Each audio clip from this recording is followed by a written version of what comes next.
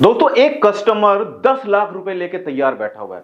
उसको अपने बच्चे के लिए 10 लाख इन्वेस्ट करने हैं, लेकिन उसने एक इंश्योरेंस एडवाइजर को फोन किया कि भाई मेरे घर पे आ जाइए और मुझे बताइए कि मुझे 10 लाख रुपए लगाने हैं, मैं किस पॉलिसी में लगाऊं। और वो इंश्योरेंस एडवाइजर जाके उस क्लाइंट को जीवन लक्ष्य पॉलिसी बताता है, और होता यह है कि वो कस्टमर पॉलिसी नहीं खरीदता और किसी दूसरे एडवाइजर से पॉलिसी खरीदता है। कहीं ऐसा आपके साथ ना हो, तो आज आपको इस वीडियो में समझना है कि अगर आपको कोई ऐसा कस्टमर मिलता है जिसको एक ही बार में पैसा लगाना है, उसको किस पॉलिसी में इन्वेस्ट करना चाहिए। तो अगर आप एक इंश्योरेंस एडवाइजर हैं और हमारे यूट्यूब चैनल से पहली बार जुड़े हैं, चैनल को सब्सक्राइब करना मत भूलिएगा और साइड में जो बेल आइकन है उस पर क्लिक करके नोटिफिकेशन बेल को ऑल पर सेट कीजिएगा। और अगर आप हमारी वीडियो हमारे फेसबुक पेज पर देख रहे हैं, हमारे फेसबुक पेज को लाइक कीजिए, फॉलो कीजिए, और वीडियो अच्छी लगे तो वीडियो को लाइक और शेयर जरूर कीजिएगा। आइए शुरू करते हैं वीडियो को, और सबसे पहले समझते हैं कि सबसे बड़ा कंपटीशन इंश्योरेंस एडवाइजर को कहां से मिल सकता है। देखो, अगर किसी को सिर्फ एक ही बार में पैसा इन्वेस्ट करना है, सिंगल शॉट में पैसा इन्वेस्ट करना है, तो वो क्या कर सकता है, वो उसके दिमाग में आता है फिक्स डिपॉजिट, एफडी। उसके दिमाग में एफडी आती है कि भाई ठीक है, बैंक में जाता हूं और जाके बैंक में एफडी करा देता हूं, राइट, फिक्स अमाउंट मिलेगा। लेकिन फिक्स डिपॉजिट अगर कस्टमर के दिमाग में चल रहा है, तो उसको आप किस तरीके से कन्वर्ट कर सकते हो एलआईसी की इंश्योरेंस पॉलिसी में, यह भी कहीं ना कहीं आपको समझना जरूरी है। अगर कस्टमर कहता है कि मुझे ज्यादा टेंशन नहीं लेनी, मैं तो बैंक में जाऊंगा और एफडी करा दूंगा, तो उसको आपको कन्वर्ट करना है अपनी लाइफ इंश्योरेंस पॉलिसी में। इसके बाद हम समझेंगे कि अगर कस्टमर जो 10 लाख रुपए लेके बैठा हुआ है, जिस एडवाइजर ने जाके उसको जीवन लक्ष्य प्लान बताया, उसने जीवन लक्ष्य नहीं खरीदा, क्यों नहीं खरीदा, कैसे उसको कन्वर्ट कर सकते हैं हम दूसरी पॉलिसी में, राइट। तो अगर आपके सामने ऐसा कस्टमर आता है जो एफडी से कंपेयर करता है, तो आप उसको एलआईसी पॉलिसी सजेस्ट कर सकते हो, एलआईसी पॉलिसी।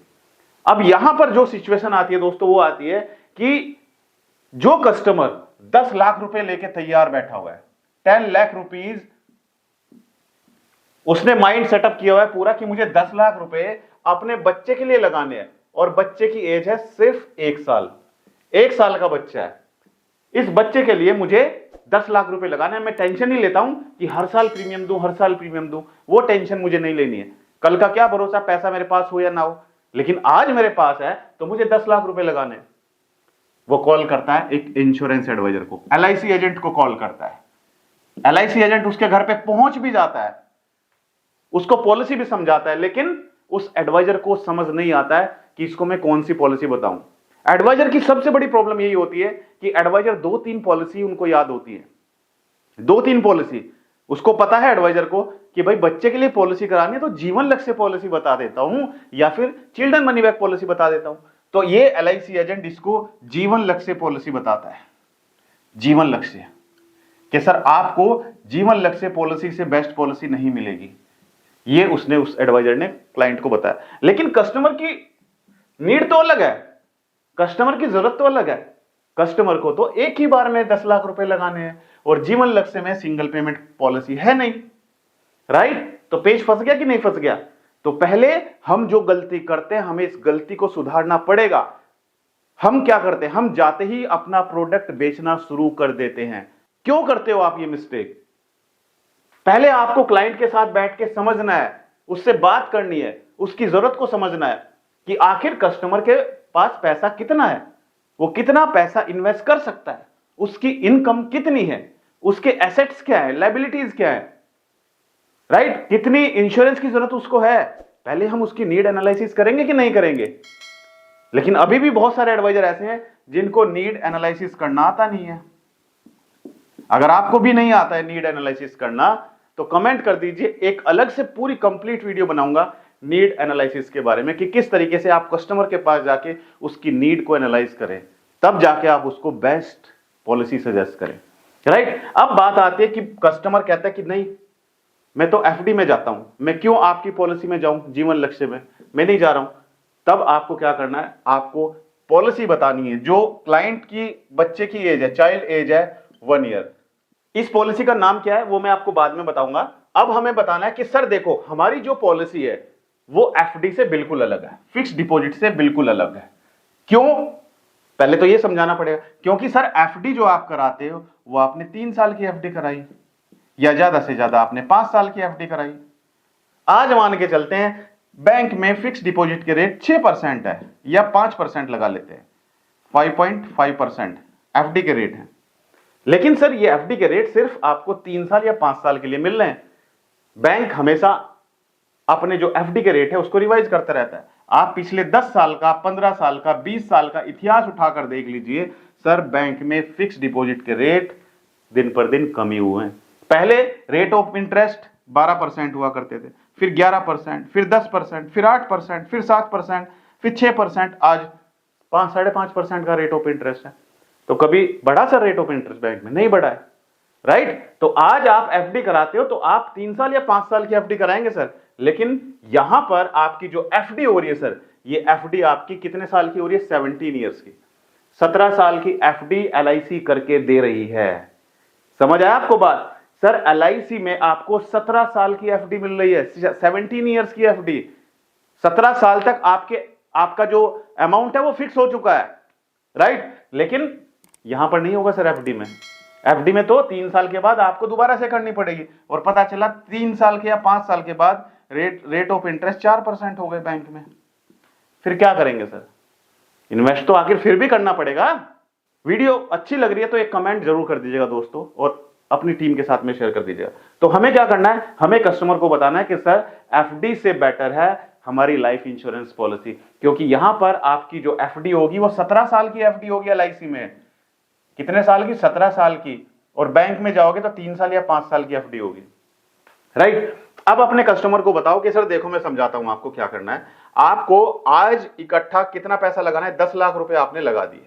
आपके पास 10 लाख रुपए है, 10 लाख रुपए आपने आज एलआईसी में लगा दिए, ठीक है। 17 साल तक आपको वेट करना है।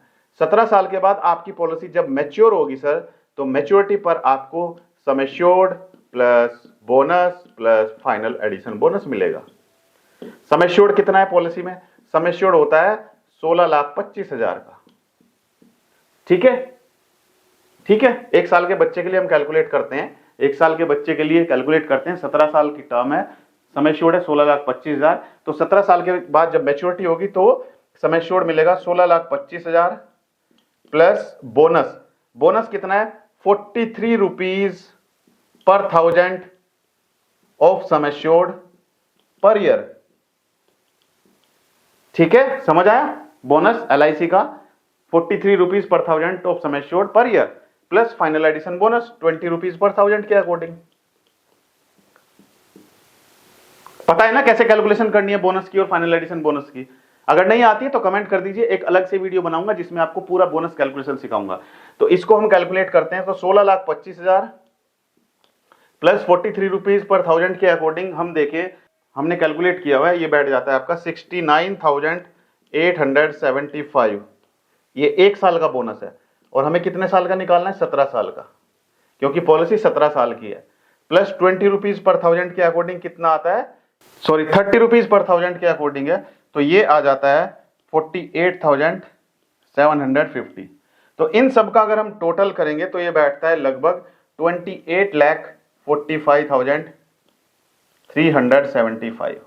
तो दोस्तों अगर आपके सामने भी कोई ऐसा कस्टमर मिले जो सिर्फ एक ही बार में अपने बच्चे के लिए इन्वेस्टमेंट करना चाहता है, तो उस कस्टमर की नीड क्या है? Single premium endowment plan LIC का आप उसको दे सकते हो, जिसका नाम है single premium endowment plan. Single premium endowment plan, इसका टेबल नंबर है 717। ये पॉलिसी आप अपने कस्टमर को दे सकते हो। तो दोस्तों वीडियो कैसी लगी कमेंट करके जरूर बताइए, और अगर आप चाहते हैं कि फ्यूचर में भी हम इसी तरीके से और भी अच्छी अच्छी वीडियो आपके लिए लेकर आएं और भी अच्छे अच्छे कंसेप्ट लेकर आएं, तो आप कमेंट कर दीजिएगा। किस टॉपिक के बारे में आप वीडियो चाहते हैं वो भी आप कमेंट कर दीजिएगा, हम उसी टॉपिक के बारे में वीडियो बनाएंगे। मैं चाहता हूं कि आप सभी इंश्योरेंस एडवाइजर अपने बिजनेस को लूज ना करें, बिजनेस खराब ना करें। कस्टमर अगर सिंगल पेमेंट पॉलिसी मांग रहा है तो सिंगल पेमेंट पॉलिसी दो।